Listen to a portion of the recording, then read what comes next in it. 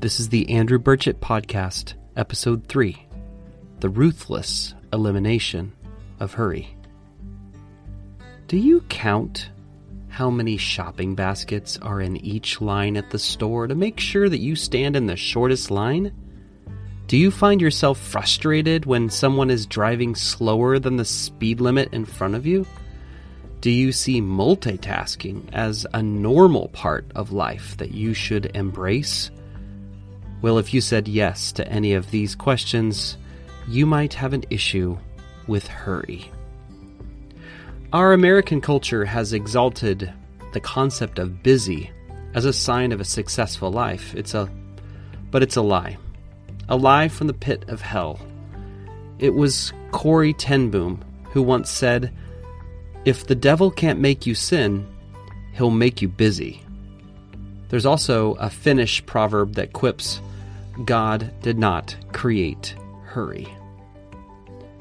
It was Walter Adams, the spiritual director for one of my heroes, C.S. Lewis, who said, "To walk with Jesus is to walk with a slow, unhurried pace.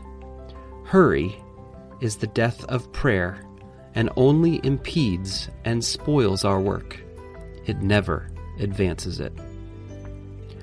Ronald Rolheiser, a Catholic writer, said this, "Today, a number of historical circumstances are blindly flowing together and accidentally conspiring to produce a climate within which it is so difficult not just to think about God or to pray, but simply to have any interior depth whatsoever."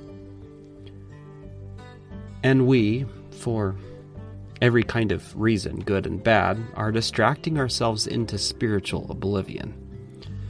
It's not that we have anything against God or growing in our depth or the Spirit. We want these. It's just that we're habitually too preoccupied to have any of these show up on our radar screens.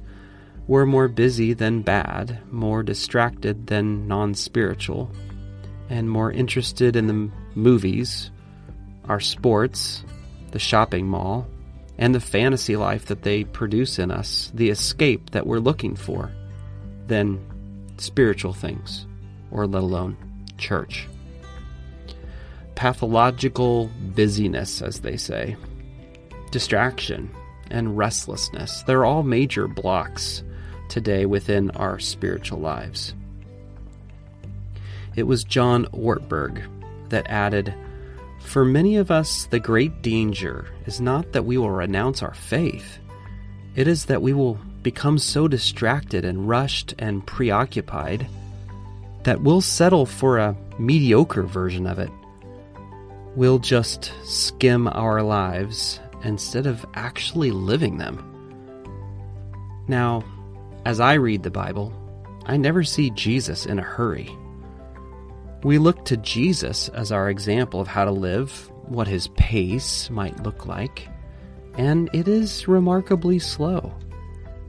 In fact, sometimes it looks like he's irresponsible because he doesn't hurry to the deathbed of several sick people, and one dies before he arrives in Matthew 9, and Jesus simply raises them from the dead, even while he's being mocked and laughed at for telling the mourners that this person is only sleeping.